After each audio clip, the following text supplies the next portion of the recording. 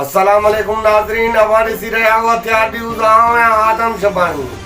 आम खबर असां शेयर कंदो हलां त वफ़ाक़ी हुकूमत पारां पेट्रोल 12 रुपया महांगो करण ते रश्का ड्राइवर एहतजाज करण लगा। वधीक मालूम कंदासीं हथियार न्यूज़ जे डायरेक्टर मोहम्मद उमर शबानी खां। जी उमर, तफ़सीलन खां आगाह कजो।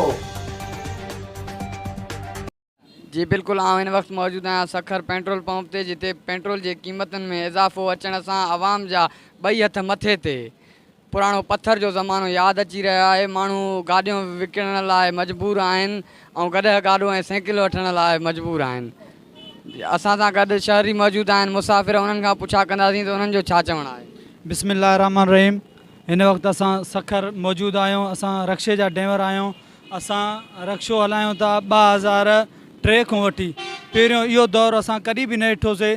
पहिरियों CNG हूंदी, CNG ते असां रक्शो हलाईंदा हुआसीं। असांजो सफ़र गुज़र माशाअल्लाह अल्हम्दुलिल्लाह VIP थींदो।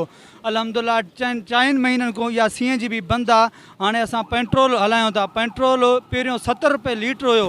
अल्हम्दुलिल्लाह वज़ीर आज़म इमरान ख़ान जी जीअं हुकूमत आई आहे, उहो पेट्रोल 70 रुपए वारो 162 रुपए में अची लॻो आहे। आसमान सां ॻाल्हाइणु लॻो आहे अची करे इहो पेट्रोल पंप। असां काॾे वञूं, हिन वक़्तु असां हिकिड़ी सवारी खणूं था 100 रुपए वारी, उहा असांखे 200 रुपए में पिड़ पए थी। असां अल्हम्दुलिल्लाह त पंहिंजो पेट नथा पाले सघूं। जीअं त असां वज़ीर आज़म इमरान ख़ान खां इहा अपील कयूं था, असांखे रिलीफ ॾिनो वञे, पेट्रोल सस्तो कयो वञे। जी हा, बसि इहा ई साॻी असांजी ॻाल्हि आहे। ग़रीब माण्हू जो कोई हाल कोन्हे। मज़दूरी जे लाइ तंग आहे, न मज़दूरी आहे, न को ॿियो को रोज़गार आहे।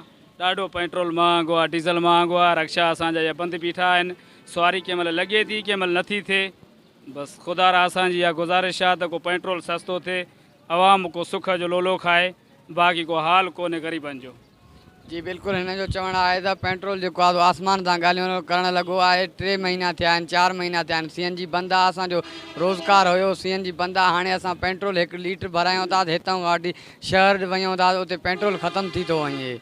ऐं हिननि इमरान ख़ान तालबो कयो आहे त असांखे रिलीफ ॾिनो वञे ऐं पेट्रोल खे सस्तो कयो वञे। जी